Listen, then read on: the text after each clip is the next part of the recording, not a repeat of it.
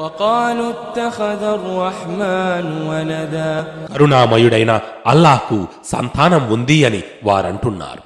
لقد جئتم شيئا إدا నిజానికి మీరు చాలా దారుణమైన విషయాన్ని తెచ్చారు. تكاد السماوات يتفطرن منه وتنشق الأرض وتخر الجبال هدا త్వరలోనే ఆకాశాలు పగలి భూమి భ్రద్దలై పర్వతాలు తుత్తునీయులైపోతాయేమో.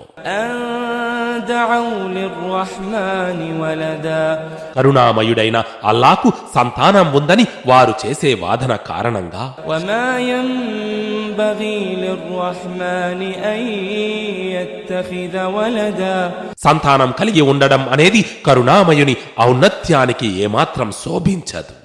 إن كل من في السماوات والأرض إلا آتي الرحمن عبدا ఆకాశాలలో భూమిలో ఉన్న వారందరూ కరుణామయుని వద్దకు దాసులుగా రావలసిందే.